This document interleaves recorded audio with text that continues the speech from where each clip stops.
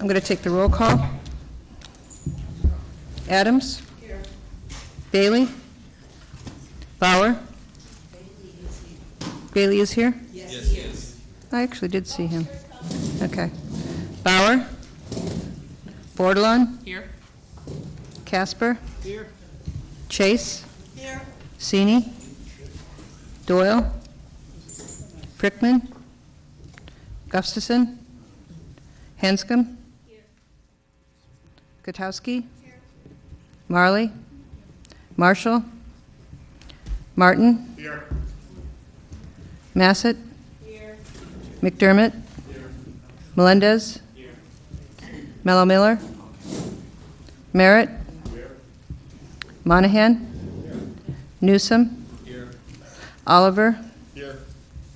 Pasqualini? Perry? Here.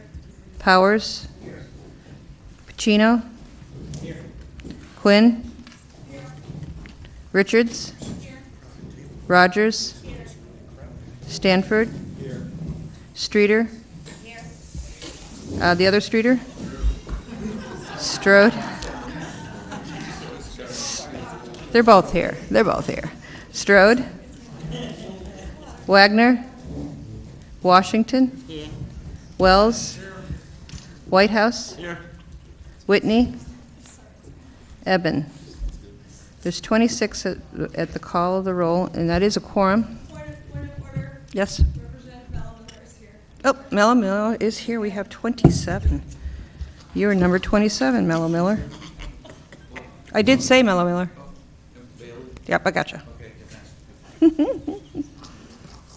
Okay, Mello Miller is 27. We have 27 at call, so that's more than a quorum. The first order of business, because we don't have a moderator, well, we do have a moderator, she's just absent. So I need a motion from the floor to nominate someone to take that place. Representative Richards?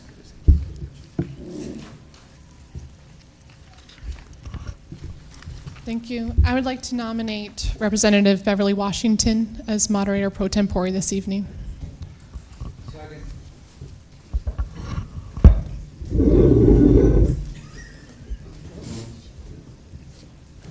Any other nominations? Yes. Oh, I see. I'm sorry. Massett, please. I'd like to nominate former moderator Newsom. Second. Adams. Okay, we have two candidates on the floor. Any other nominations? Okay, closing nominations. All those I'm going to take a vote. All those in favor of Washington, please show of hands.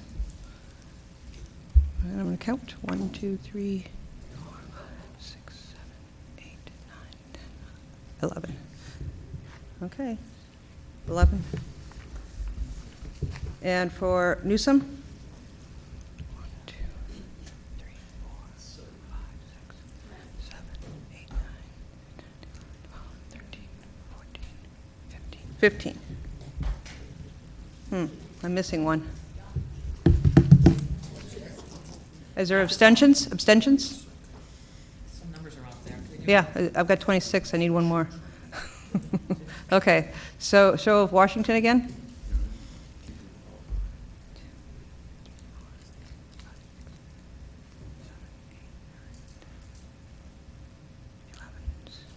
Coming up with 11. Okay. Newsom? Okay. Oh, there we go. There's my lone. Okay, I've got 20. I've got 16 now.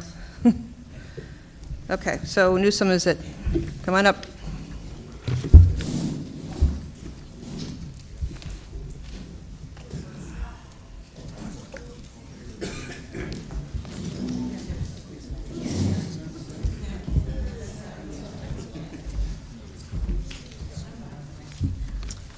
Welcome.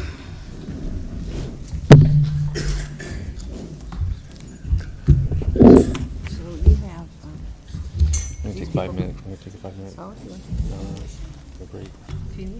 Yes. So at this point, I wasn't expecting this, so we're going to take a 5-minute recess so I can get everything together. Would everyone please rise for a moment of silence?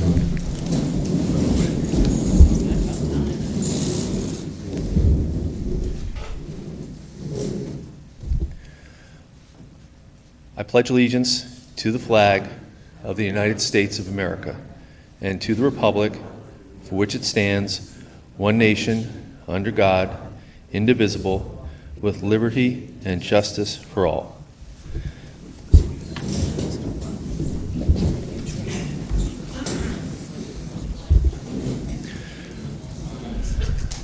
Next thing on our agenda is approval of the April 30th annual budget meeting minutes. I hear a motion to approve the minutes. Powers and Adams. Powers and Adams. Motion's been moved and seconded to approve the April 30th, 2018 annual budget meeting. Is there any discussion?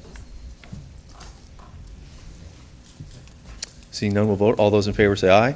Aye. Opposed? Abstentions? I didn't see any. I didn't see any either. 26? 27. Motion carries unanimously.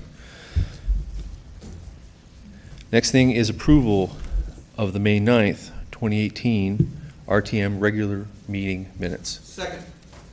We need a motion. We need a motion first. Adams. Adams.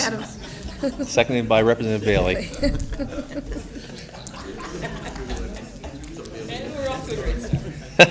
We're going to get through this really quickly tonight. Motion has been moved and seconded to approve the May 9th RTM regular meeting minutes. Is there any discussion? Seeing none, we'll vote. All those in favor say aye. Aye. Opposed? Abstentions? Motion carries unanimously. Citizens petitions. This is the portion of the RTM agenda where the RTM welcomes comments from citizens. Each presentation should be limited to 10 minutes or less, and citizens should, if possible, submit written comments. Presentations should be limited to matters pertinent to Groton.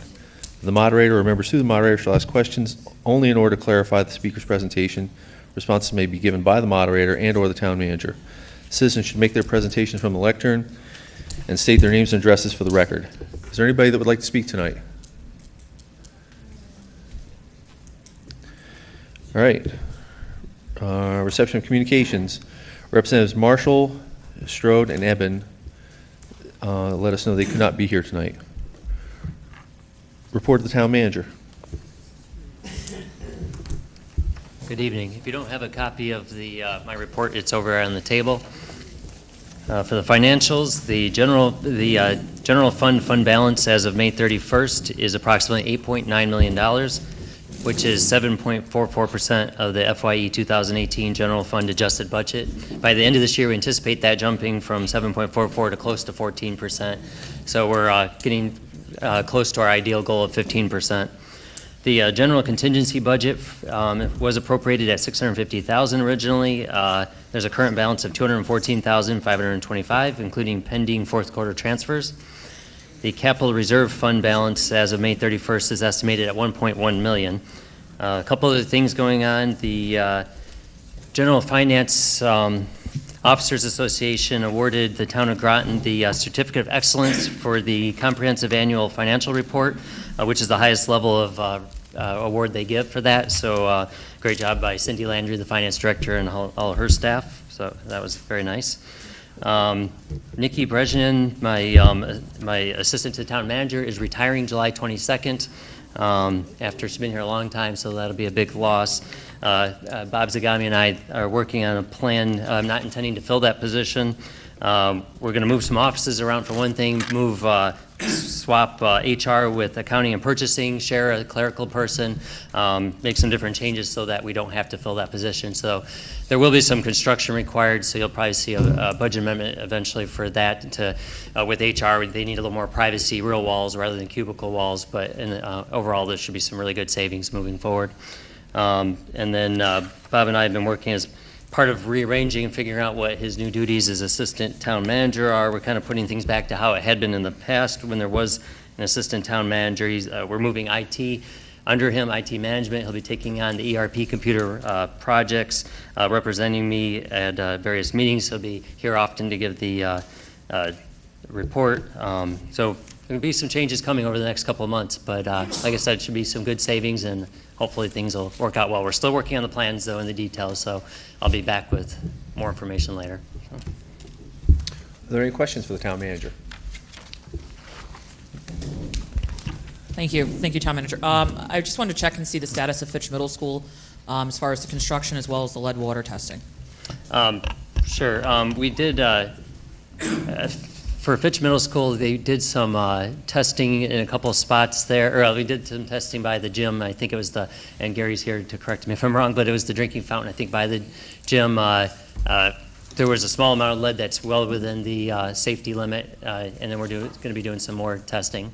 So, and we're going to be actually testing lots more buildings. We're in the queue to have testing done. So. She asked about construction. She asked about construction. Also.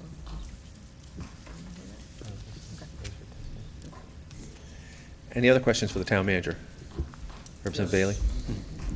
Thank you, Mr. Moderator. Is this, darn it, did it again? Lifesaver. I was just wondering if, is this something that we could consider as possibly like a monthly update as far as lead concerns, perhaps? Yes, but I'm not sure we'll have any more reports within the next month. So, but whenever we get it, we can definitely share it. Yes. Thank you very much. I'll make a note of that. Thank you very much. Thank you, Mr. Moderator. Anybody else? Seeing none, I don't think we have a report on economic development tonight, so report of the superintendent of schools. Dr. Grenier.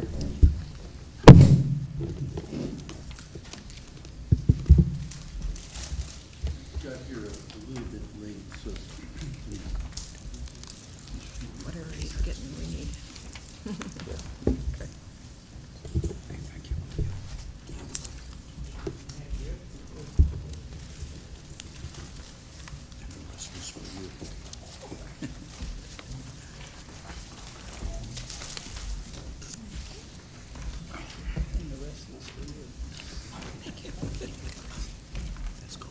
You want one? We have next door? Give one. Yeah. Thank you, sir. Thank you. Thank you. What do you have? Do the same thing?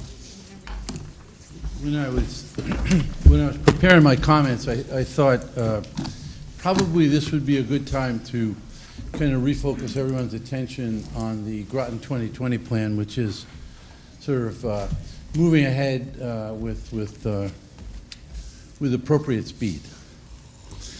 So let me just remind us, especially for maybe some folks, I've gotten some emails about this, some folks who may be viewing this at home. The Groton 2020 plan, as most of you know, was developed in the summer. Well, it actually led up to a November 2016 referendum. And basically the plan, as I've outlined it here, is it started with building one consolidated middle school and combining the two middle schools. And that process has proceeded. We have done the work with the architects to align with the educational specifications. And as you know, the Merritt property still is in question. But I can tell you that the town council has done a really terrific job in working with the town manager and the town attorney. So I know that it is going through to the court, and I believe we will have a decision fairly shortly. The other part of that was that we are going to expand the recreational facilities. So we're of course laying the groundwork with the architects for increased athletic fields, like for example, an on-campus softball field for the Fitch students. Once the consolidated middle school is built, then the plan called for the two currently operating middle schools, Westside and Cutler, to be renovated. The new state law actually says you either renovate them, you actually have to determine which is cheaper, to renovate or to build new. And so the architects literally are in the process of doing that right now. We should have an answer fairly quickly about that. But just as a reminder, the elementary school that will be built on the Cutler site, or the renovated Cutler, is an 80% reimbursement from the state because it's a diversity school, which is to say addresses racial imbalance problem. And again, we're working with the architects. We're going full speed ahead with the elementary architects and making sure we're aligning the educational specifications. We plan all along to remove some of the outdated buildings, the most expensive, and of course, we have already taken Pleasant Valley offline, so that part of the project is going forward. And the thing I think that a lot of people are looking forward to is getting rid of the portables. Portable classrooms are, of course, adjacent to the school. They represent lots of problems, not the least of which are security. So this plan, when it goes forward, we will take out all the portable classrooms. Just in terms of educational goals, because the programs actually are continuing. So the first one was to create, the program goal was to create an international baccalaureate campus. That is going full speed ahead. The middle schools, both middle schools have just received authorization to be what they call candidate schools. So over the next 2 years, we will be implementing the middle years program, and ultimately in the spring of 2020, we'll get a verification visit, and hopefully the schools will be actually authorized to be a middle years program, MYP. And then the other opportunities that we tried to create were for magnet schools, open choice, parent choice. So we have 2 right now, Catherine Kolnowski and Northeast Academy. Next year, Westside will operate as a STEM magnet. Cutler will operate as an arts and humanities magnet. So then we'll have 4 choice schools. Then, of course, when the 2 middle schools are renovated or built new, those elementary schools, they will be choice schools. So we'll have a lot of school choice for parents in the community. And just to remind everyone that the big goals of this whole project was, number one, to improve the educational quality. We were convinced that building these buildings would greatly help us in terms of that. And I can tell you, with the teachers and administrators that I'm working with, the facilities are really terrific, because we're building facilities to suit the educational programs that are in place right now as opposed to 50, 60, 70 years ago. We also had as a goal equity. So bringing the 2 middle schools together, we're convinced will help in that way. And the school choice will always be grounded in neighborhood schools. Children will go to whatever neighborhood school they're districted for, but they'll have the opportunity to move around to go to magnet schools. And lastly, this is going to save the town a significant amount of money. We're going to go from, in the year 2014 schools, down to 8, at 8, potentially even less than 8. But it will be a significantly more efficient school system, and we're going to be able to see some real savings in costs. So that's 2020, and I'd be happy to answer any questions that you might have about this. Anybody have any questions for the superintendent?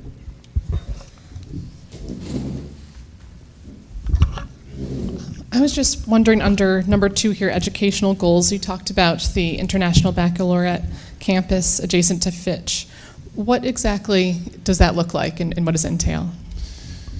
It entails, once we build the middle school, a couple hundred yards away from Fitch High School, grades 6 through 10 will be International Baccalaureate classes. So I think more teachers will be moving back and forth, frankly, than students, but it give an opportunity for students to take advanced classes. That's really what we're hoping. Between the middle school and the high school? Yes, yeah. In the International Baccalaureate world, they don't call it middle school, they call it middle years. And so they consider 6 through 10 to be a group. Then, of course, we have the diploma program that is 11th and 11th and 12th graders. So we will have a 6 through 12 International Baccalaureate school system.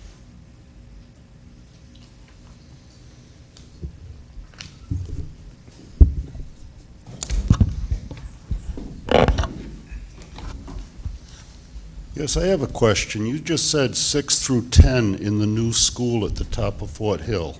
No, sorry. The program is 6 through 10, 6 through 8 at the new school, and 9 and 10 at the high school. Okay, and where are the children coming from that will be going to the new school? West Side and Cutler. And what are you going to do with West Side and Cutler at that point in time? We're going to renovate them and make them into elementary schools. And close down SB Butler and Claude Chester. thank you. Welcome.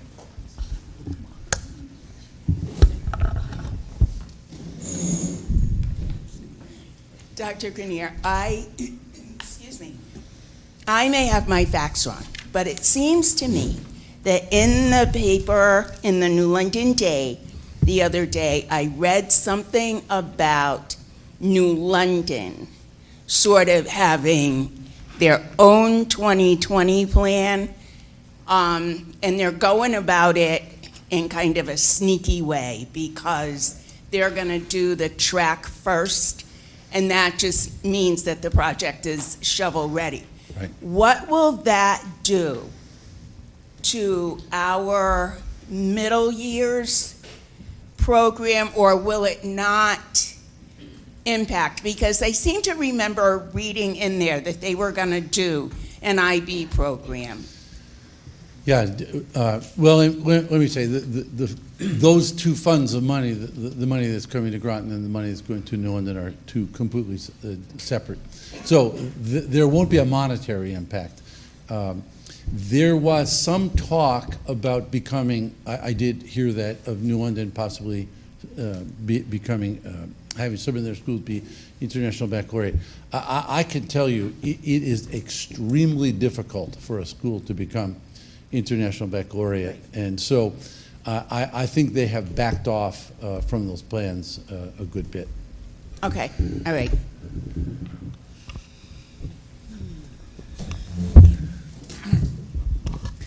Thank you, Mr. Moderator.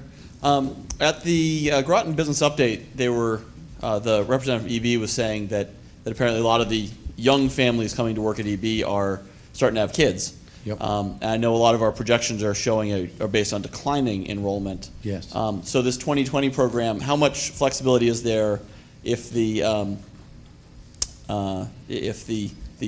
fruitful multiplicity that EB is talking about comes to fruition in town? We are monitoring that very carefully. We know there's 147 units going in adjacent to Charles Barnum School. We continue to monitor that, and I mentioned that there was maybe a possibility of closing another school, and that would not happen until we see this come to fruition. So the simple answer to your question is we have plenty of expandable space, and we're not giving up anything until we see the demographics crystal clear. Thank you. Thank you. For the superintendent or the town manager, could you provide us with a status update as far as the disposal of Pleasant Valley School? Well, I can start. We have basically cleared out all the books and supplies and equipment and so forth from the school. There still remains, as you can imagine, plenty of stuff in that school. And so we've contacted the purchasing agent. We're trying to set up an auction to get all that stuff auctioned out of there. And then once that, and that should happen shortly, once that happens, the board will turn the building over to the town, and it will be at the town's disposal for sale or whatever else. So it has not been turned over to the town? It has not yet. That's correct. Thank you.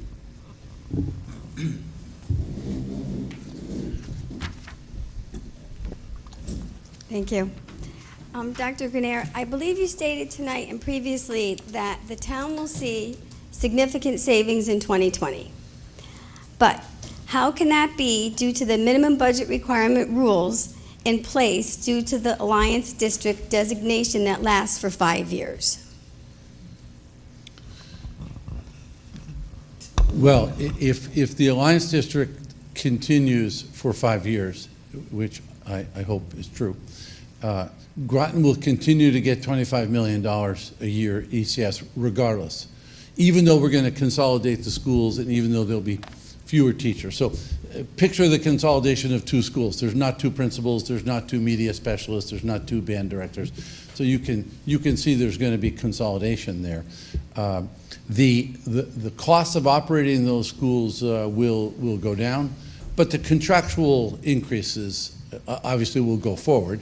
And so, but when the schools are consolidated, I can tell you the operating costs will be significantly lower, and the town can, through the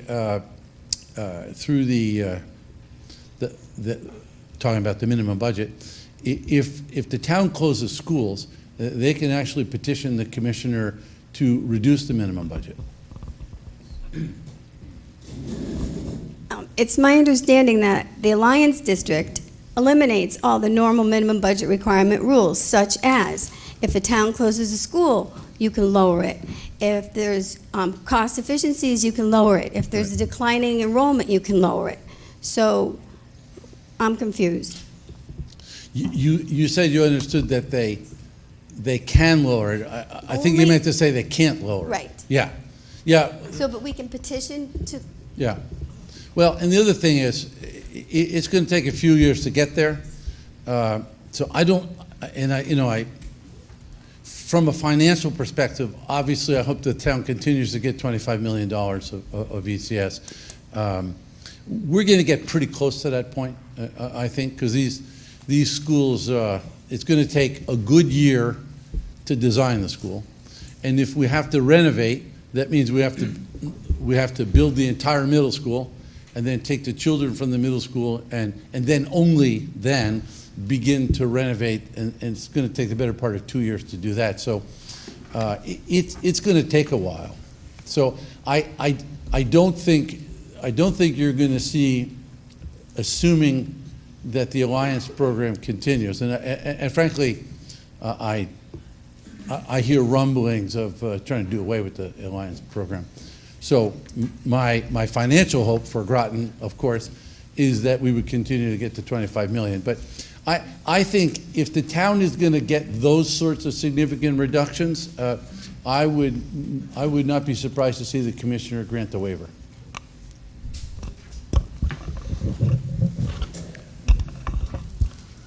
You brought up an interesting comment.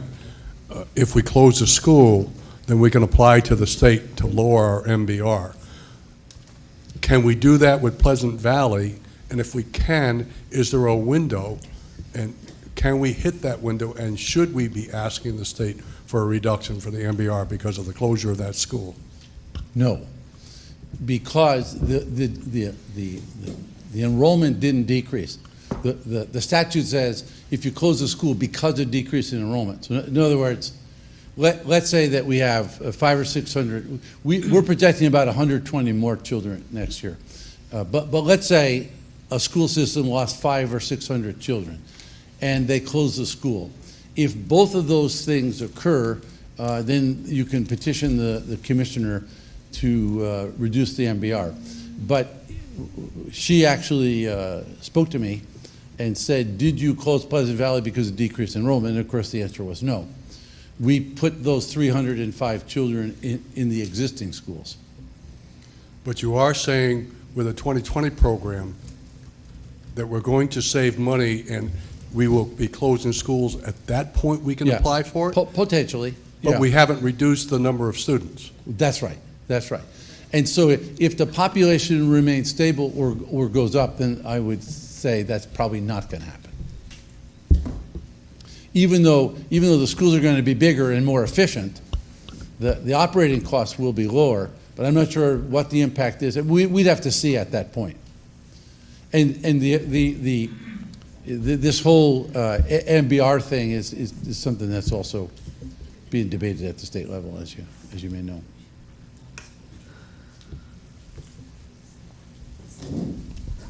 Thank you, Moderator.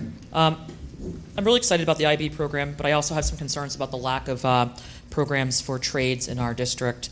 Looking at I don't know if anyone saw the report about NPR, and there's people waiting to get into college, but people lined up to go to college, but there's open trade jobs and student and people not qualified to take them.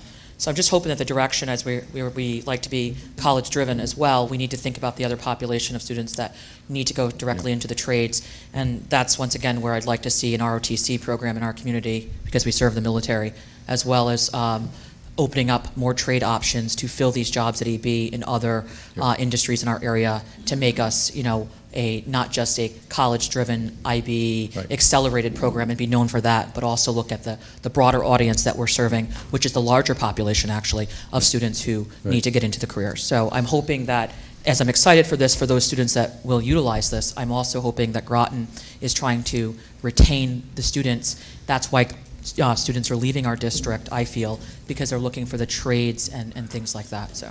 Right.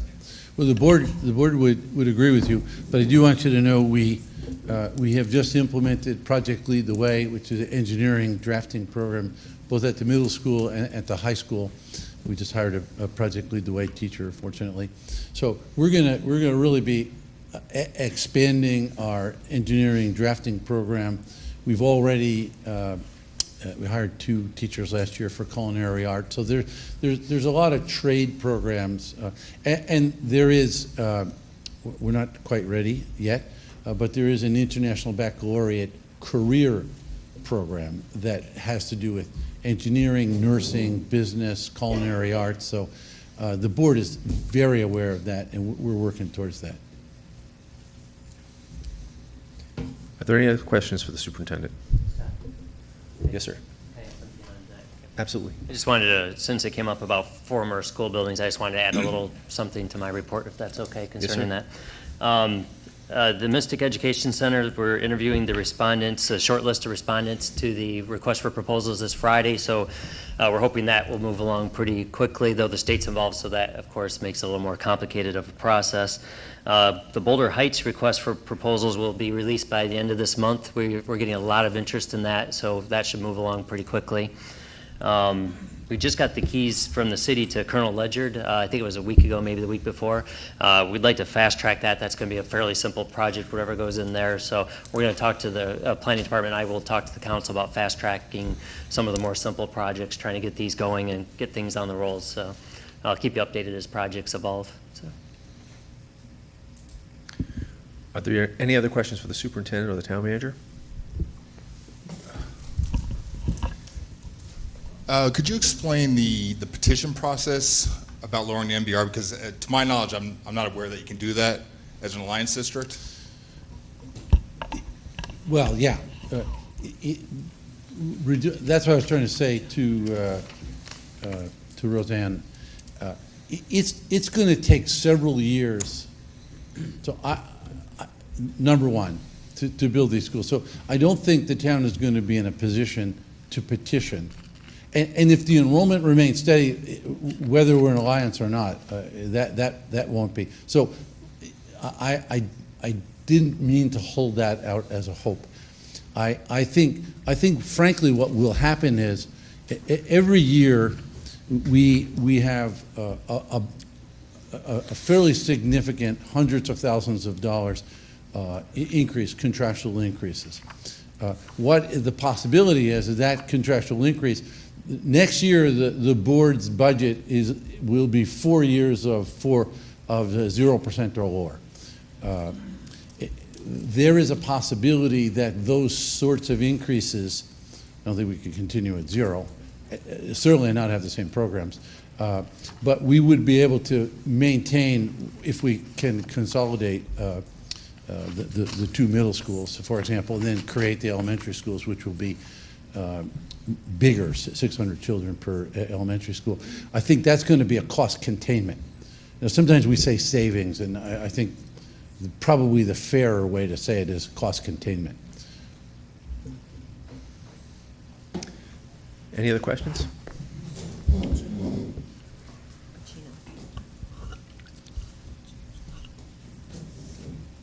For the school buildings that we're not giving up, is there a budget in mind for their maintenance and upkeep? I would hope we're not going to let them rot in place and become blight. The school buildings that are going to be abandoned? Closed. Yeah. Exactly. That would be up to the town. The board would turn it over to the town, and I know there are discussions about creating more athletic fields in some places, or a community center, or whatever, but that's the issue with Pleasant Valley. We're about to turn that over, and then the town takes and makes the economic decisions from there. Right, if I could add to that, the Department of Public Works has a budget item for taking care of abandoned schools that have been turned over to the town. Anybody else? Thank you, sir. You're welcome. I'd like to take a step back for a second and go back to item G on our agenda, report on economic development. I'd like to recognize Representative Katowski. Thank you. I have a comment concerning TIF, tax incremental financing, that I hope the town manager can bring to the Economic Development Commission. I am concerned regarding the TIF proceeds, if and when they happen. While I have been to several TIF presentations, of course I am no expert. I would like the town to consider contractual language regarding two items. As I understand it, half the proceeds will go into a TIF account and half the proceeds will go to the general fund. The TIF money that goes to the general fund should be designated to lower the tax burden on the taxpayers only. It should not be used to buy more stuff, expand programs, hire more employees, and increase spending.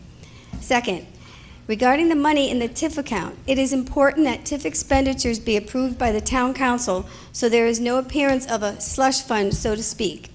I hope that the EDC and the town council will carefully consider these two items moving forward with the TIF program. And this comes from one of my constituents.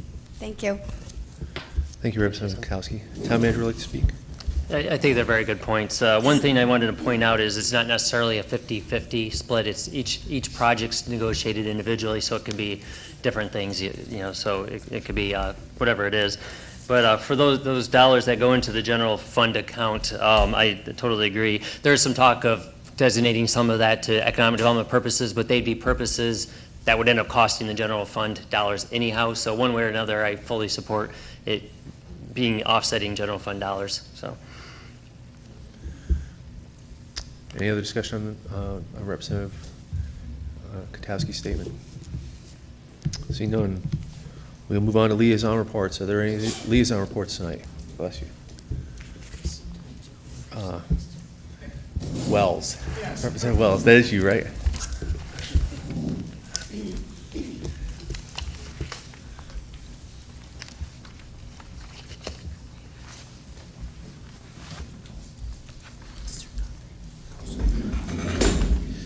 The Golf Advisory Board met on Monday, June 4th, and considerable time was taken up with discussion of liability for errant golf balls breaking windows and homes along the course. And someone had sustained had quite a bit of out-of-pocket expenses because their deductible was high, and they were hoping beyond hope that maybe the golf course or the town would pay the deductible for them. But the came out there are no provisions. You can't get an insurance policy for a golf course to insure what golfers do. The responsibility of the ball goes to who hits it, and they're supposed to hit it toward the green. So anyway, that's pretty much it, although we talked about it a lot longer than that. The good news is in May was they received, they had a good May. They took in $129,701 versus $112,200 the previous May. We had, as you remember, as you'll notice, we had warmer weather in May. I assume that brought more people out. They're doing a customer service survey with SurveyMonkey, and they're getting good results. They said everybody that's willing to fill out the survey is saying nice things about them, and they're trying hard to have first-rate customer service as opposed to just handing them, say, there it is, there's the course, give me your money. And also, for some reason, I don't know what this, but they're very much interested in having 1,000 likes on Facebook. And I don't know what happens when this happens. I don't know that much about Facebook. But they're up from 747 in April 2nd to 778 likes on May 31st. So they picked up 29 likes. And they would like to have 1,000 likes by the end of the year. So out there, any of you who have yet to like the Shinnecock Golf Course, please like them. They would like that. And let's see. There's something called a Nine and Dine that they're scheduled. They have some events scheduled. There's a Nine and Dine on July 13th. And I think it starts at 4 p.m. If you don't play golf, you can do the Wine and Dine instead. But the details are yet to come, but there are some events coming up. And let's see, what did I do? It's all right. And you will be pleased to know that after 2 or 3 years of submitting bids, they finally got a bid for the golf course comfort station that was under the amount that we approved. I think it was like three budgets ago. So we are going to have a comfort station. It's going to be done this fall and won't require the golf pro to build the building over the comfort station. The good news is that it will be handicap accessible, which is unfortunately the bathrooms in the clubhouse are not. I don't know if you've ever been into them. They're difficult to get in and out of if you're not handicapped. So it's essentially a handicap accessible outhouse, and anyone who has grown up with outhouses will realize that probably no one has ever been in one that had lights or was heated, and you just found your way out there and back. Anyway, we got another meeting in July, and so you should get another report next month, assuming we have a meeting. Thank you.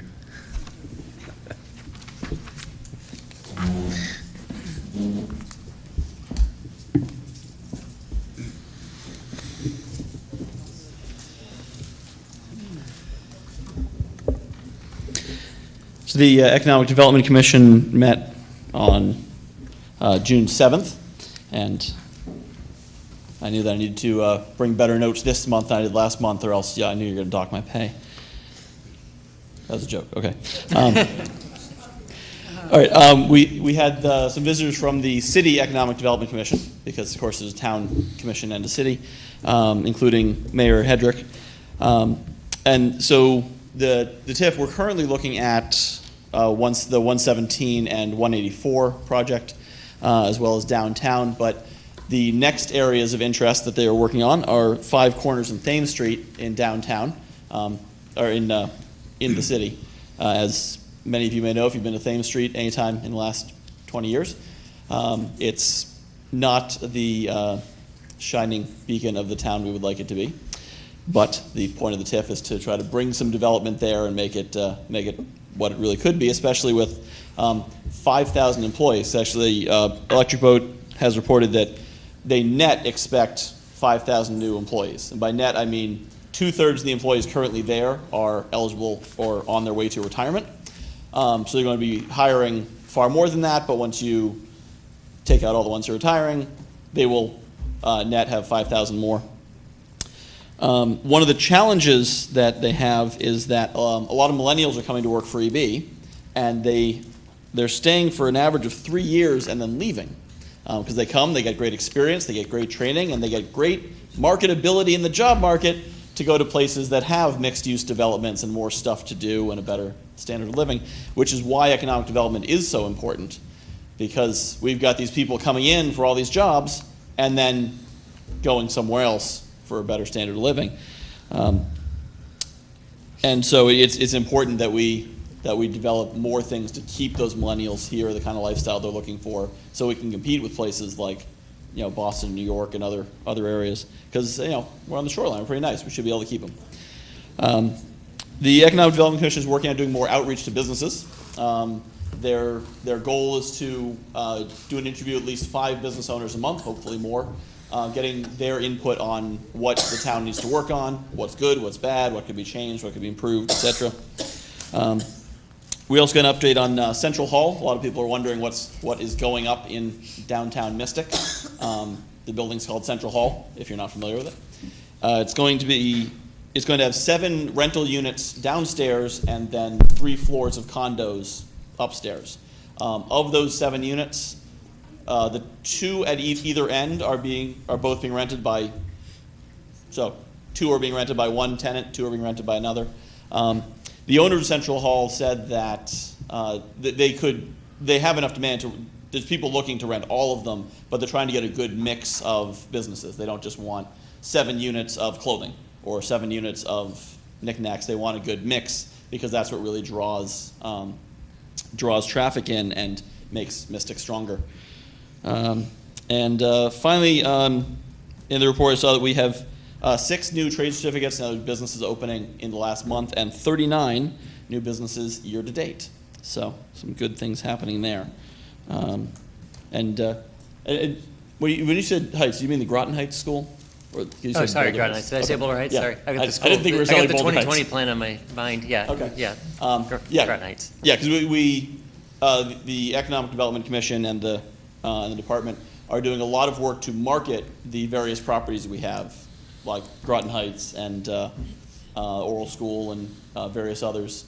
And what they're really looking for is what's going to be best for the town, best for economic development. It's not simply a matter of a bid, whoever's throwing the most money, but it's who's got the best plan that can really work for creating quality of life and creating economic development and hopefully increasing the tax rolls and thus being able to reduce the taxes, which is what we all want, is to get all the same stuff with not having to pay more for it. So that's what I have. Thank you very much, Thank you Mr. very Moderator. much. Representative Potowski.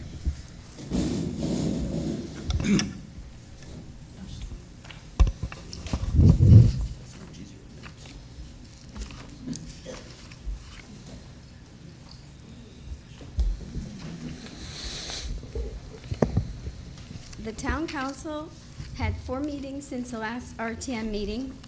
At the May 16th meeting, there was a presentation of the state insurance plan and retirement benefits. No action was taken. And at May 22nd, Councilor Heed made a referral to review human services. Mayor Granatowski made a referral to review Navy public-private housing. There's a discussion with the Groton Shellfish Commission.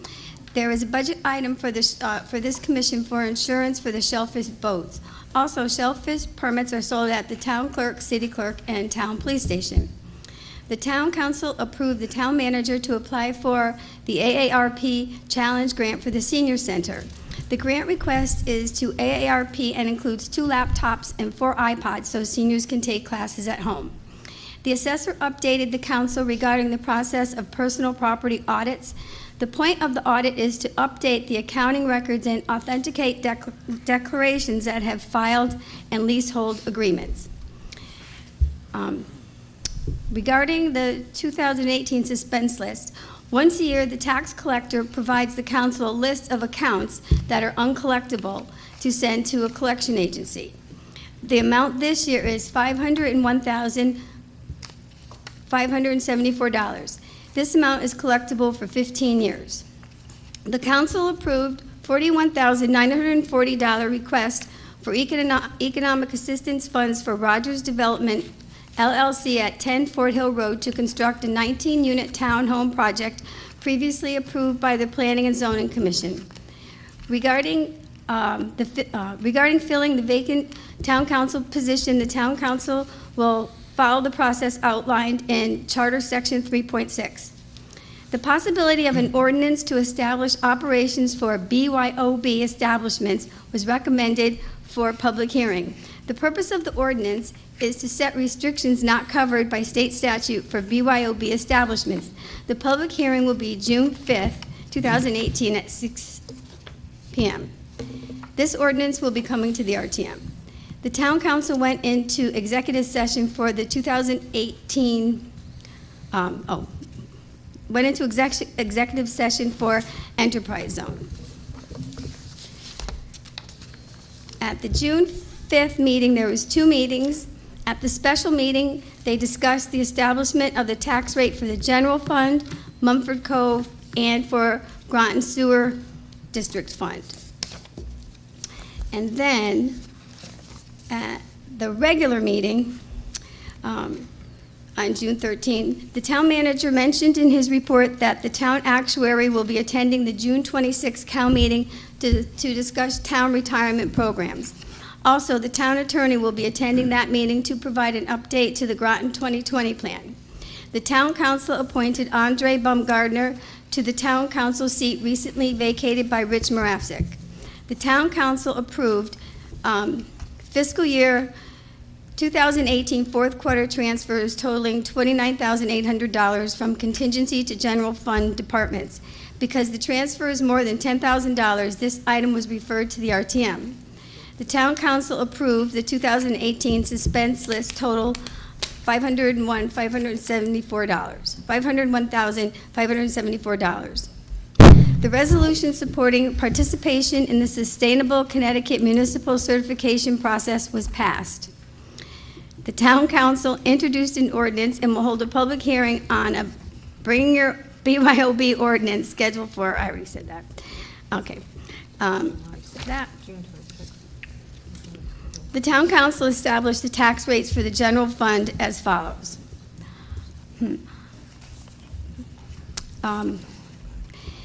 Expenditure appropriation totaling $125,856,730.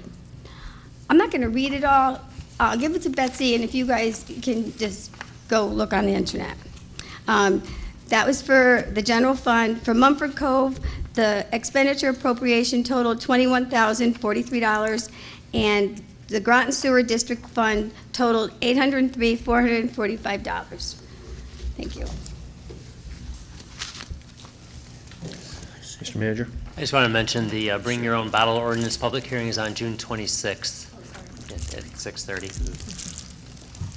Are there any other liaison reports?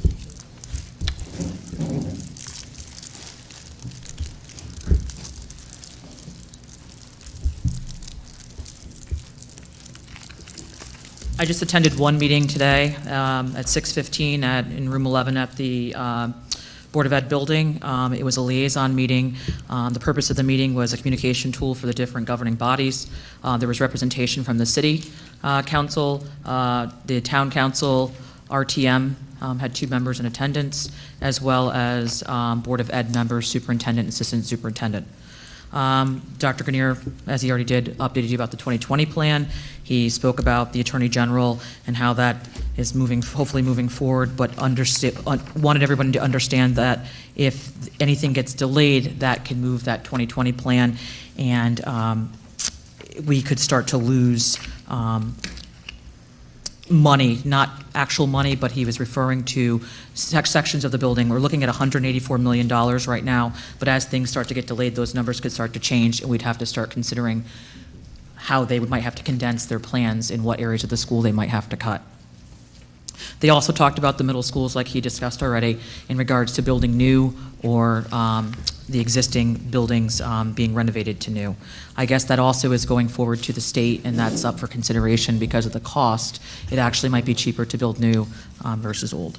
We adjourned at 7 p.m., and we agreed that it would be an open forum where we could bring in ideas and things that are going on in each governing body and talk and discuss.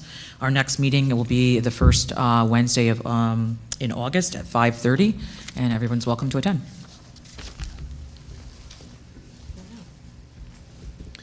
Any other liaison reports? Seeing none, we'll go to committee reports. Finance, Chairman Washington.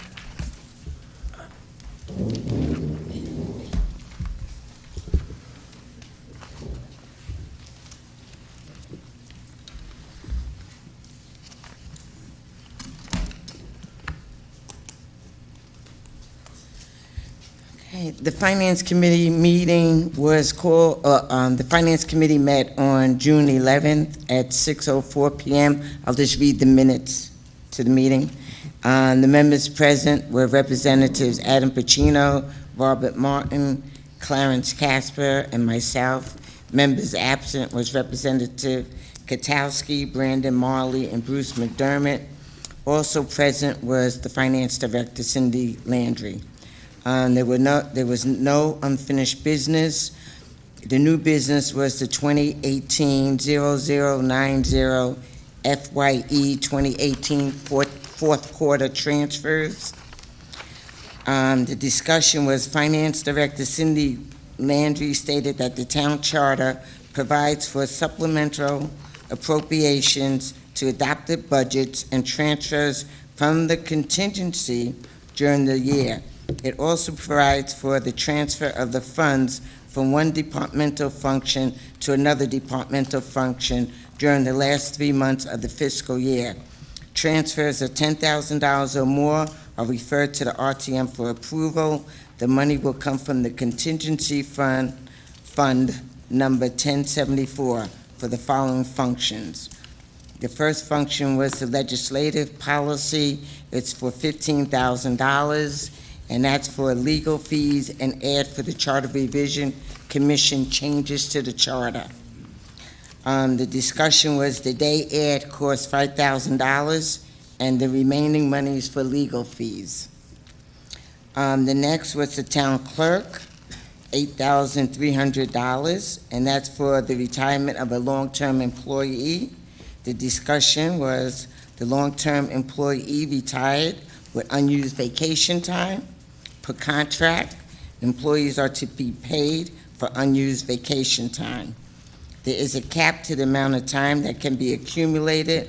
The employee was paid $8,300 for the unused vacation time. The next was the executive management. That was for $6,500. That's the expenses related to hiring of the new town manager. The discussion was the town paid the moving expenses incurred by the new town manager. Also, the cost for paying for two town managers at the same time. So we had John and we had Mark at the same time, so that cost us money. The transfer of funds totaled $29,800. The town has $214,525 remaining in contingency. Funds remaining in the contingency fund at the end of the fiscal year are returned to the general fund. Next year, there will be $450,000 in the contingency fund. The RTM cut $50,000 from the original request for FYE 2019. Motion to move fourth quarter transfers as outlined in the Finance Committee agenda dated June 11, 2018 was moved by Robert Martin and seconded by Clarence Casper. And the vote in favor was Representative Washington, Pacino, Casper, and Martin, so the motion passed. There were no items on the referral list, and we adjourned at 6:55. Chair Washington, are you making moving the minutes? I'll make a motion to approve the minutes of the June 11th Finance Committee. Yeah, Martin. Motion's been moved and seconded to approve the June 11th, 2018 Finance Committee meeting minutes. Is there any discussion? Seeing none, we will vote. All those in favor of approving the June 11th, 2018 Finance Committee meeting minutes, please say aye. Aye. Opposed? Abstentions? Motion carries unanimously. Okay, now I'll make a motion to, for the FYE 2018 fourth quarter transfers. It's on the agenda here.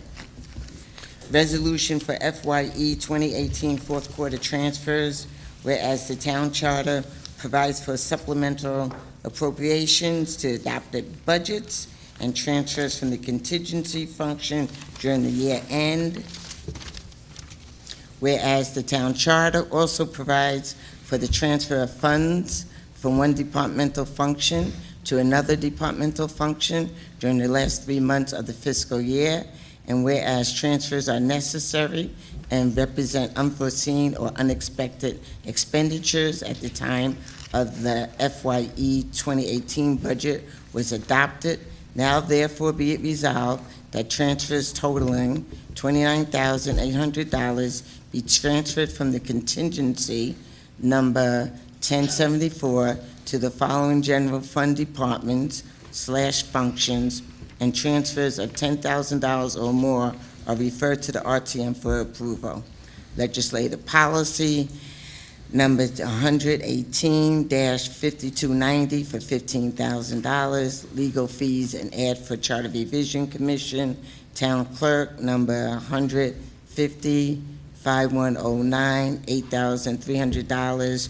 Retirement of a long-term employee and executive management, 10-100-5117, $6,500, and that's for expenses related to hiring a new town manager.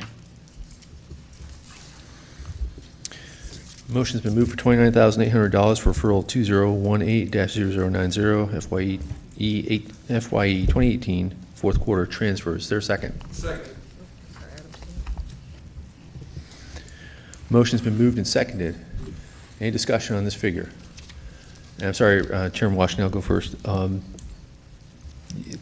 Was it 4-3 or 5-2? How many people did you have there for the quorum? We had 4. 4-0. Thank you. Any other questions on this fourth quarter transfer? Seeing none, we will vote on the figure of $29,800 for referral 2018-0090 FYE 2018 fourth quarter transfer. All those in favor say aye. Aye. Opposed? Abstentions? Motion carries unanimously. Thank you, Chairman Washington. Community Development Services, Chairman Oliver. Nothing to report. Education, Chairman Whitney. Nothing to report. Recreation, Chairman Mello Miller. Public Safety, Chairman Streeter. No meeting, no report. Public Works, Chairman Newsom. We did have a meeting.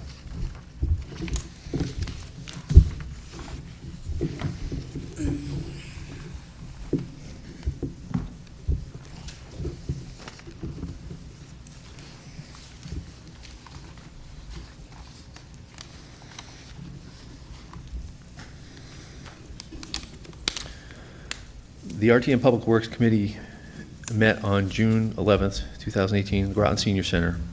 The meeting was called to order at 7:08 p.m. Members present were Representatives Newsom, Massett, Merritt, Stanford, and Wells. Members absent were Representative Sini. A quorum was declared. There was no unfinished business.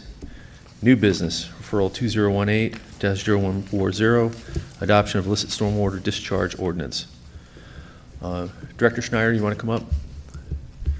Please. So this ordinance was approved by the Town Council at their May 1st, 2018 meeting. Per Section 4.6, called Power Veto of the Town Charter, the RTM has 45 days to veto ordinances passed by the Town Council. Thursday, June 14th, tomorrow, will mark 45 days for this ordinance. Therefore, the Public Works Committee met to determine if they should recommend a veto to the RTM at their June 13th meeting. This state-mandated ordinance seeks to reduce the amount of illicit discharges released into the environment through the stormwater drainage system. Section 5.1 of the ordinance defines illicit discharges and pollutants. And it's everything, you can go and take a look, but just for the people who are watching on TV, it's everything from paints and varnishes, used motor oil, yard waste, trash, litter, pesticides, fertilizer, sewage, animal waste, anything that shouldn't be there. The ordinance mandates that the town establish a stormwater compliance officer and citation hearing officer. The compliance officer implements and enforces the ordinance, including ensuring samples are taken and tested, identifying violations, and issuing citations. The hearing officer conducts hearings for people who wish to contest the findings of the compliance officer. The committee discussed the ordinance for about an hour. There weren't many questions because the ordinance had been discussed previously during the Public Works Committee during our budget deliberations. However, there were 4 questions that were provided to Director Schneider via email. He was not able to make it because I scheduled the meeting on the only night that I could be there, and he wasn't able to make it. But he was gracious enough to answer our questions. They're provided here via email, and I will include them in the committee report. I will state them and the answers he provided. The first question we had was, based on increasing testing and compliance efforts that will continue to ramp up, is there any plan to hire new people? The answer was no intent to hire new people. We'll fully evaluate all the new compliance requirements and efforts over the course of the year, and we may need to request additional funding in subsequent FYEs for contractor support and lab testing. The second question, what happens if, after disconnecting storm drains from a business, redirected water causes damage somewhere else? Who is responsible for the damages? The answer was disconnection from the storm drains means much more than just plugging the connections. It could be as simple as putting rain barrels on downspouts or redirecting roof leaders so that the flow goes over a lawn instead of directly across the driveway. The solutions can also be much more involved and require engineering design, such as installation of rain gardens, design and installation of detention basins, etc. The liability for any problems caused by disconnection is equal to the same liability incurred by new facilities constructed to current codes that already prohibit or severely restrict stormwater runoff. Question number 3, what state standard provides the criteria for determining whether a water sample is in violation or not? The answer is State of Connecticut General Permit for the Discharge of Stormwater from Small Municipal Separate Storm Sewer Systems, DEP-WPED-GP-021, effective July 1st, 2017. The final question was, since the ordinance says a fine may be, quote unquote, up to $250 a day, how is the town planning to implement the fine? Will it be less for homeowners than for businesses? Who makes the decision about the magnitude of the fine and how it is determined? And the response was, Section 4.2 addresses this question. The stormwater compliance officer is authorized to issue fines at his or her discretion. However, the intent is to make citations the option of last resort. Citations with fines cannot be issued until after specific warnings and violation have been issued and the property owner has had adequate time to address the complaint. The compliance officer has other tools to obtain compliance, and the officer is not required to issue fines if the owner submits a plan and makes a good faith effort to enact the plan. The issuance of citations also has associated checks and balances in the form of the hearing officer. The citation hearing officer can listen to appeals and modify or dismiss any violation or citation. And the town manager will need to designate the compliance and hearing officers. So those were our questions. At the end of the discussion, the unanimous opinion of the group was that there was no reason to veto this ordinance. The chairman asked one last time if anyone wished to make a motion to veto. All responded in the negative. A motion was made to adjourn by Representative Massett, seconded by Representative Stanford. The meeting adjourned at 7:57 p.m. Respectfully submitted, Scott Newsom. So I move approval of the Public Works June 11th, 2018 committee meeting minutes. Is there a second? Second. Motion's been moved and seconded. Oh, I'm sorry. Motion moved and seconded. You got it? Okay. Discussion? Did I get that wrong? Anybody? No? Okay. Motion has been moved and seconded for approval of the June 11th Public Works Committee meeting minutes. All those in favor say aye. Aye. Opposed? Abstentions? So, because our only action as a fiscal body is to veto this ordinance, I will now entertain a motion to veto that ordinance if anybody so desires. It requires a 2/3 vote. Is there anybody that wishes to veto it? Seeing none, we will move on. Sorry.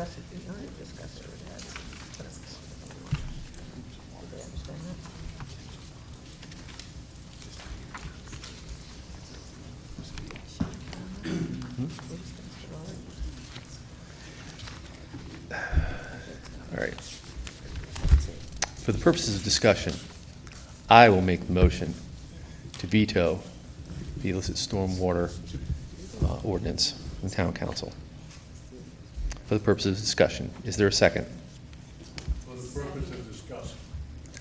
The motion to veto the illicit stormwater ordinance has been moved and seconded. Is there any discussion?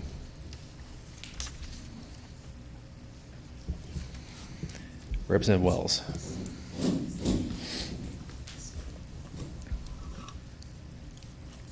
been curious. I noticed the New London Day reported in March that the city of New London was considering a stormwater ordinance where they would establish a stormwater authority and stormwater enterprise fund. And they were going to assess properties. This would include properties that would normally be tax exempt, like the hospitals and the people who are not. They would assess a stormwater fee similar to a sewer use fee. And they plan to collect about $1.3 million, and which they would need to bring their MS for their stormwater thing in compliance with requirements. So I'm just wondering, are we looking at $1.3 million in next year's budget for MS4? What are we looking at here? The answer is no. That number may be for the city of New London, which is more dense, more commercial. It's an older drainage system than ours. The town of Groton has a fairly young sewer system. 1974 is when he started going in, and also in the drainage system itself. So we're fairly lucky there. We don't have a lot of industry, even though New London doesn't either. We wouldn't be looking at anything that high. They may be looking at, I don't know if they have any combined sewers over New London, so there may be some issues there, but I don't see us going anywhere near that number. Some of our costs are going to be for testing some of our outfalls, the water that comes out of the storm drains into impaired waters, but nowhere near that number. To put a stormwater system together like that would take a look at the people's, how much your property is worth, and then how much is, asphalt pavement or concrete pavement or roof pavement versus grass. It takes a large amount of staff to put those numbers together. I know that for a fact is because I came here in 1983 when we were doing the sewer assessments. We had 2 people working on when the sewer was put into the area to do those sewer assessments. It took 2 office people years to calculate out everything, to hold the public hearings, to answer the appeals and that. So I would suppose, though, I know there's larger cities that have a large acreage and a large big volume of issues that they have. That was one way of supporting this stuff. Groton may be too small for that, but that would be something that the town council would have to set a policy to even look at. But next year's budget, nowhere near that. Probably a little bit increase for testing, maybe $20,000 to $30,000, but that's just a guess right now. Thank you. Any other questions for Director Schneider? And Director, thank you very much for responding to my questions. Seeing none, we will close discussions and move to vote on this. And we're voting on whether or not to veto this ordinance. All those in favor of vetoing the illicit stormwater discharge ordinance, please say aye. Opposed? Abstentions? Motion fails unanimously. Nice.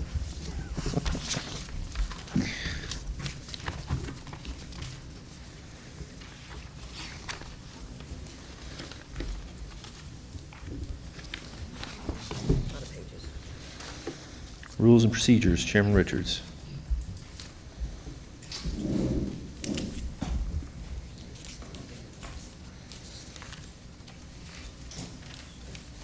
Thank you. We did not have a meeting. Our item here regarding change start time for RTM regular meetings refers to something we discussed in the Rules and Procedures Committee meeting back in March 14th. And we discussed at the next full RTM meeting and decided to postpone to tonight's meeting for this one particular item. Would you like me to read the item? Yes, please. So this is 2018-0143, change start time for RTM regular meetings, representative town meeting time change for regular meetings, whereas members of the representative town meeting have additional obligations, and whereas meetings that continue late into the evening may present difficulties. Therefore, be it resolved that the representative town meeting will begin all regular meetings at 7 p.m. This was something that was brought up by Representative Roseanne Katowski and discussed. I can review my notes from that meeting if you like, or we can open it up for discussion. No, I think that's all right. Well, I'm going to put it on the floor for discussion. So what I'm going to do is I will make a motion for referral 2018-0143 that we begin all regular RTM meetings at 7 p.m. Second. Motion has been moved and seconded. Discussion.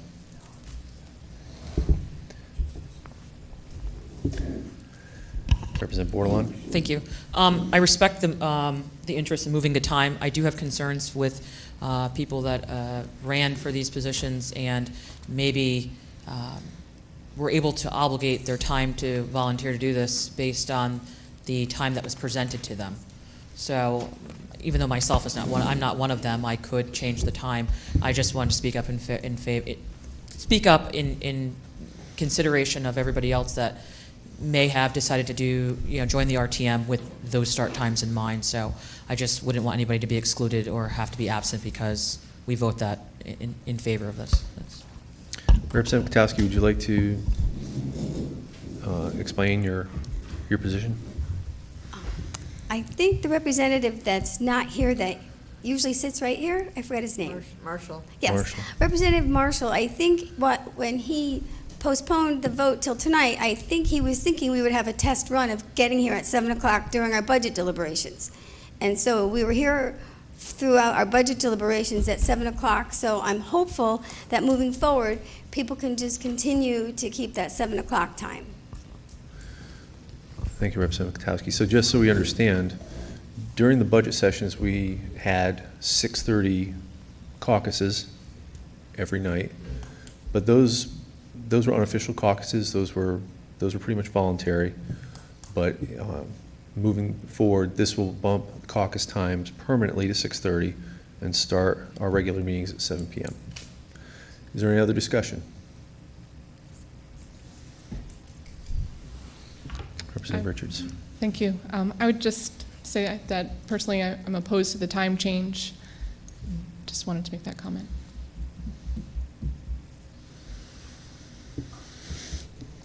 Any other discussion? Seeing none, we will call for a vote then on referral 2018-0143, change start time for RTM regular meetings. All those in favor of changing our start time permanently to 7 p.m., please say aye. Aye. Raise your hands.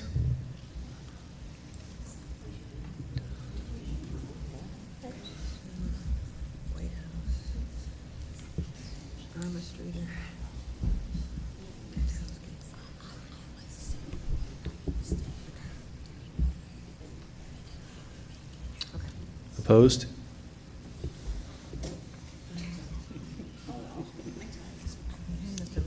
What's the count? 5 in favor, 22 opposed. Well, let's see if there's any abstentions. Any abstentions? Wait a minute. CC, Washington. Melendez. What else? That changes everything.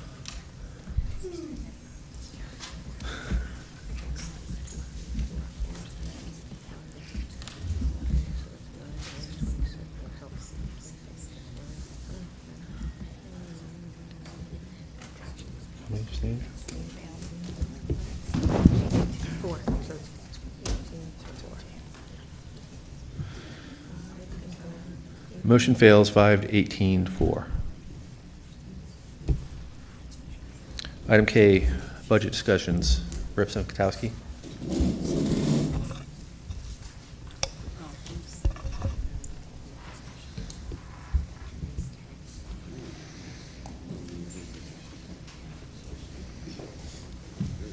Thank you.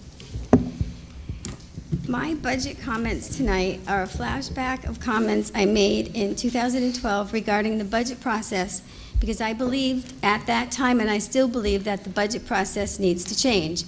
At the October 2012 RTM meeting, I presented 2 core elements of the budget that I believe are cause for concern. The first is that every line item is presented and valued with the same level of importance and priority. It is not rational that every expenditure hold the same level of importance. This is not productive and does not allow for honest discussion of the actual need of that particular item. The second element of the budget process, which I believe is cause for concern, is the notion that decreasing the yearly increase in budget line items is a cut.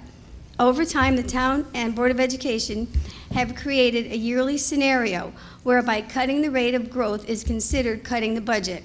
This way of thinking that reducing the increase of a line item is a cut stifles any possibility for out-of-the-box thinking towards controlling spending, as most elected officials are reluctant to cut anything. The financial situation in Groton is not good. Yearly revenues are decreasing with no corresponding decreases in spending. Things do not look like they are going to get any better. In fact, with what is happening with the state budget, things are probably going to get worse. Budgets are going to have to be reduced and priorities are going to have to be established that were not the priorities of the past. One possibility to consider is priority-based budgeting.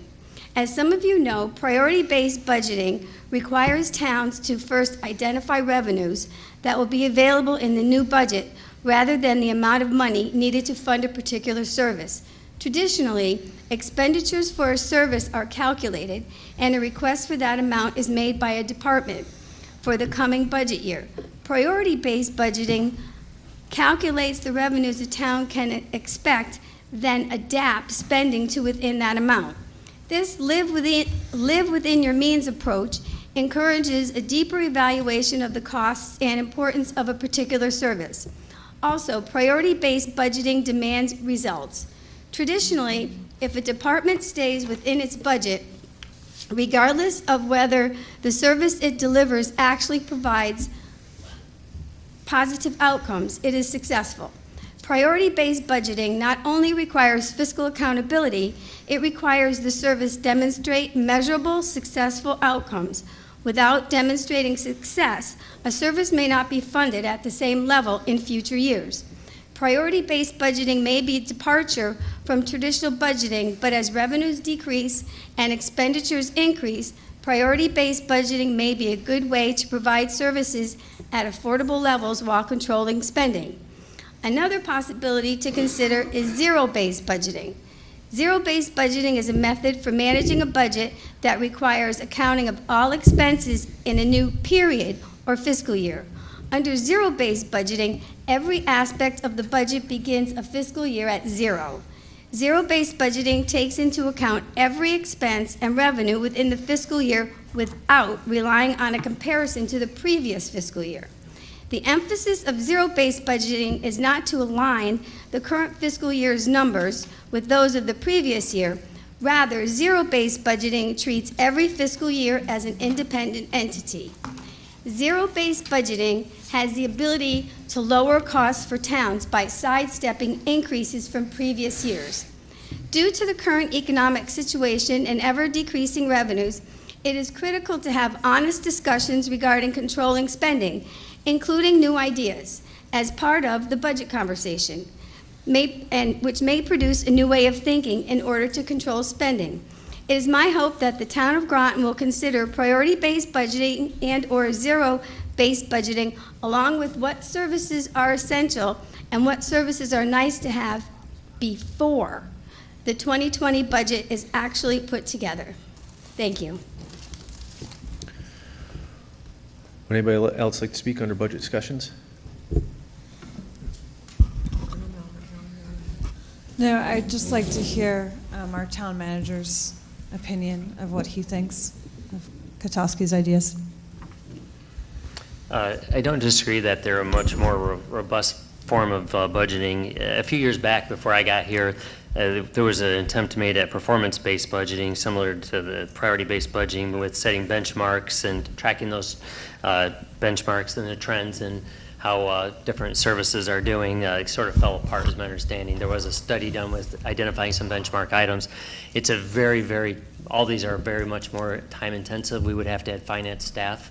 And we try to do this as we go along through the year, thinking about services anyways, and as similar to my assistant leaving, we look at, can we cut services, can we make these changes? We're constantly looking at these things, but I would definitely it'd be a much longer process for the staff certainly, and maybe for council and RTM, and we would need, my guess, if certainly at least one more finance person, maybe two. So, and start earlier in the process. But I don't disagree that, you know, you can think out, it ends up making you think out of the box and come up with some different ideas. Any other discussion? Thank you, Mr. Moderator. John, quick question. EB is growing, is that correct? Yes. They're building a dock down there. Our taxes are going to, our tax base is increasing, correct? Yes, it will. Right, and through the course of our town, at least while I'm driving around in town, I see more and more buildings, I see more and more housing, I see more and more people in our town. So wouldn't that basically say that we're actually gaining in our tax rolls?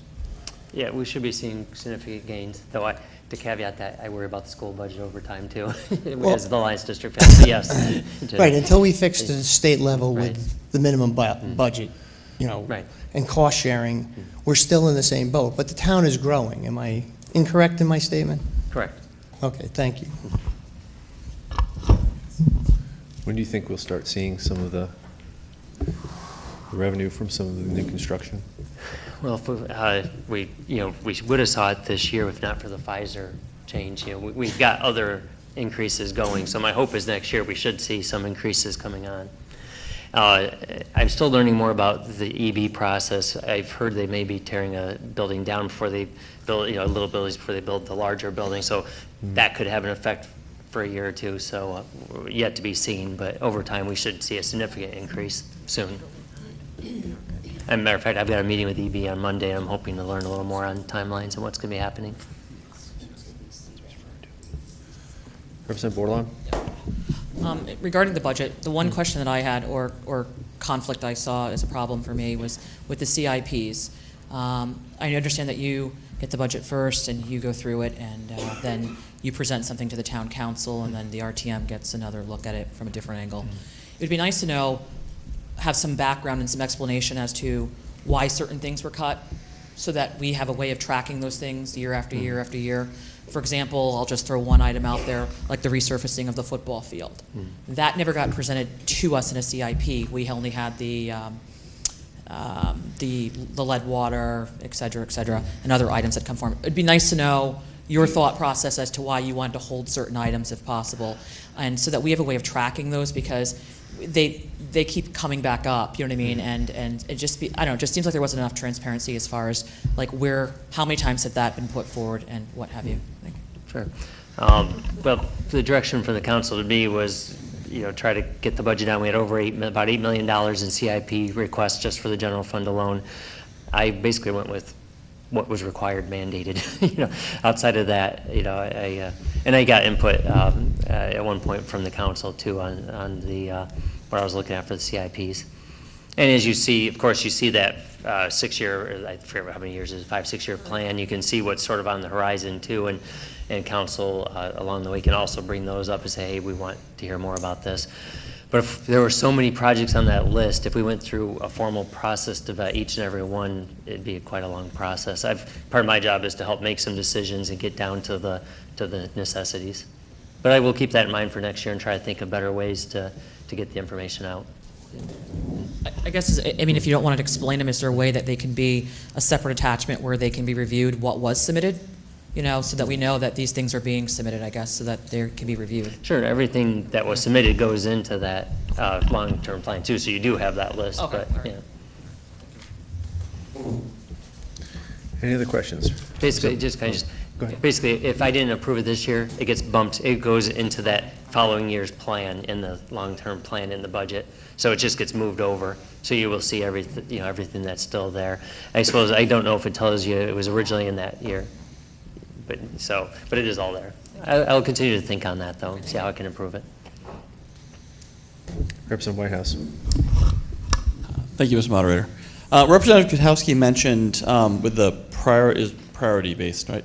Priority-based budgeting with the idea of start with your revenues and then figure out what needs to be spent with them, which I believe is the way most businesses would function. You figure out how much money is coming in because business can't just go out and make more money. So in your kind of in your thought process when you're setting up the budget, are you starting from like a total figure of how much you expect to bring in, or are you just starting from how much we're going to need to spend, and then from there figure out what the taxes will be to pay for that? We try to do it at the same time. Look, we try to keep in mind what the revenues are. We don't have a whole lot of, unless you want to cut services like parks and human services, you don't have a whole lot of fluff in there. But I do try to keep the revenues in mind and try to think, like I said, year round, I'm constantly thinking about how can we save money, is looking for every opportunity, like the position in my department coming up, try to think, okay, do we really need to have that? Is there somewhere we can move people around and share positions? And so I'm trying to not just do it through the budget process, I try to live that. So you're saying most of the budget we have is non-discretionary anyway, so we just have a small piece you can actually do anything with to... Right, you can always have the debate how many officers are needed. You know, there's mandated services, but to what level, of course, is subject to debate. But there's not a lot of fluff in there unless you actually want to cut out services. Thank you. Are there any other questions on this topic? Representative Bordelon. My last thing is also going back to the Groton ambulance. Are we still renegotiating their lease or trying to want to come up with a plan to charge them a fair and equitable rent? Yeah, their attorney has been reviewing the lease for a couple months now. They haven't got back to me with anything new since we last talked about it. So I'm glad you reminded me, though. I'm going to reach out to them and see where they're at on that. Any other questions for the town manager? Seeing none, item L, is there any other business anybody wishes to discuss? Representative Whitehouse? Just wanted to briefly mention one thing. I believe someone mentioned that in the day it was incorrectly reported that the RTM had made a recommendation on who the new town council member should be, instead of the Groton Democratic Town Committee making that recommendation. So I just wanted to kind of put that on the record. There was not, in fact, the RTM that made any recommendations, because the RTM has no bearing on who goes on the town council. It was the Groton Democratic Town Committee that made a recommendation. Did you send that correction to the day? I just heard about it tonight, so. But wanted to mention that for anyone who's still watching at home. Thank you, Representative Whitehouse. Any other new business? Motion has been moved and seconded to adjourn. All those in favor say aye. Aye. Opposed? It's unanimous. We're adjourned. Thank you, everybody. Thank you for your time tonight.